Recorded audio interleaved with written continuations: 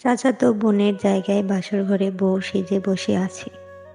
আজ সোহেল ভাইয়ার আর রিয়া আপুর বিয়ে ছিল, কিন্তু বিয়ের ঠিক কিছু সময় আগেই রিয়া আপু হাওয়া মানে তার প্রেমিকের সাথে পালিয়েছে।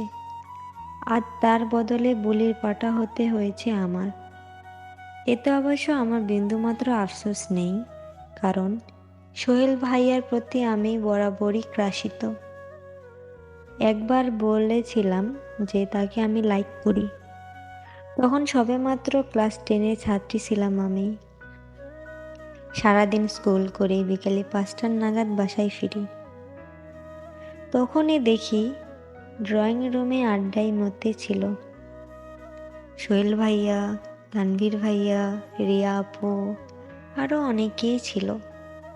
তার পরের দিন ছিল রিয়া আপুর জন্মদিন, আর আমারও ছিল পরীক্ষার ব্যাপক চাপ। সামনেই বোর্ড পরীক্ষা। আপুর জন্মদিনের দিন জানতে পারি সোহেল আর রিয়া আপুর বিয়ে। রিয়া আপু অনার্স কমপ্লিট হলেই তাদের বিয়ে, মানে 1 বছর পর। কথাটা শোনা মাত্র মনটা ভেঙে গিয়েছিল। নিজেই সেই অবাধ্য অনুভূতিগুলোকে আর দমিয়ে রাখতে পারিনি। সেদিন রাতে ছাদে দাঁড়িয়ে সোহেল ভাইয়া দাঁড়িয়ে সিগারেট টানছিল। তখনই আমি ছাদে যাই। সোহেল ভাইয়া আমাদের বাসায় আসলে একমাত্র এই ছাদেই বেশি পাওয়া যায়। আমাকে দেখে সিগারেটটা ফেলে বলেছিল, কিরে তুই এখানে কি করিস? কিছু না ভেবেই ভাইয়াকে জড়িয়ে ধরে বললাম, আই লাভ ইউ ভাইয়া, তুমি বিয়েটা ভেঙে দাও। তোমাকে নিয়ে আমার অনেক স্বপ্ন, আমি তোমাকে লাইক করি। সোহেল ভাইয়া আমাকে ছাড়িয়ে বলে, পাগল হয়ে গেছিস? আমার আর রিয়ার বিয়ে ঠিক হয়ে গেছে। আমি রিয়াকে লাইক করি, আর তুই এগুলো কি সব বলছিস? বেশি পেকে গেছিস নাকি? কানের নিচে 2-3টা দিলে ঠিক হয়ে যাবি। আর তুই এসব বলছিস, মামা মামিকে বলবো কি এইসব কথা? সেদিন অনেক ভয় দেখিয়ে পাঠিয়ে দেয়, কিন্তু আমি আর আমার অবাধ্য মন সব মানতে নারাজ ছিলাম। পরীক্ষার রেজাল্টও আহামরি ভালো হয়নি। ভাইয়ার প্রতি আরও দুর্বল হয়ে যায়। বিয়েটা যেন আমি মানতেই পারছিলাম না। অনেক কল্পনা জল্পনা করেও কোনো রাস্তা পেতাম না। হঠাৎ করে রিয়া আপুই সেটা তৈরি করে দেয়।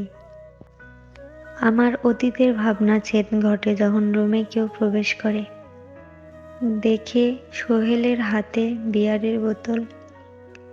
আমি মনে মনে বলি, আল্লাহ বাঁচাও, যেই রাগ এ বেটার এই বোতল ভেঙে আমার পেটে ঢুকিয়ে না মেরে দেয়।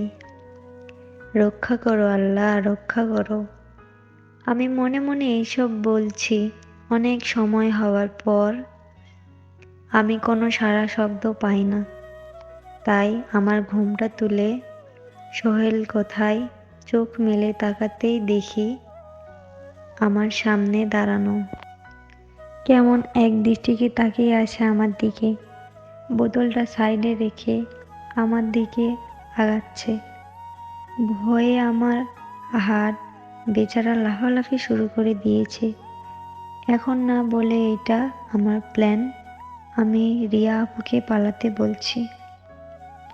আর 2-4টা চড় বসিয়ে দেয় গালে, কিন্তু না, অবাক করে আমার ঠোঁটে লাগে থাকা লিপস্টিকটা নিজের বৃদ্ধা আঙুল দিয়ে মুছে মুখটা কাছে নিয়ে বলে, আই লাভ ইউ। বলে কি আমাকে লাভ করে? ও এমজি, ভাবা যায়? খুশিটা আর বেশি সময় থাকলো না আমার মুখে। আমার কপালে চুমু দিয়ে বলে, আই লাভ ইউ রিয়া। মুহূর্তে মেজাজটা বিগড়ে যায়। ভুলেই গেছিলাম বেটা সোহেল নেশার নিজের মধ্যে নেই। আমি কিছু বলতে যাব তখনই আমার ওপর ঢলে পড়ে, আল্লাহ এইবার বাঁচাও আমাকে, নয়তো এই লোহার বস্তার ভারে নিশ্চিত মারা পড়ব। মাবুদ, কোনো রকম নিজেকে সোহেলের থেকে ছাড়িয়ে নিই আমি। বড় বড় একটা নিঃশ্বাস ফেলে বলি, কোন পাগলের পাল্লায় পড়লাম আমি। তারপর নিজের মাথার দোপাট্টাটা খুলে ফেলি আমি। তারপর সোহেলের পরনের শেরওয়ানি আর পায়ের জুতা। জুতা খুলতে গিয়েই আয়তা নাক ছিটকে বলি, ইয়াকছি, কি বাজে গন্ধ। তারপর খুঁজে পারফিউম মেরে দেই সোহেলের পায়ে। তারপর একটা শান্তির নিঃশ্বাস ফেলি। লাগেজ থেকে জামাকাপড় নিয়ে চলে যাই ওয়াশরুমে। সুতির একটা থ্রি পিস পরে অজু করে বেরিয়ে আসি।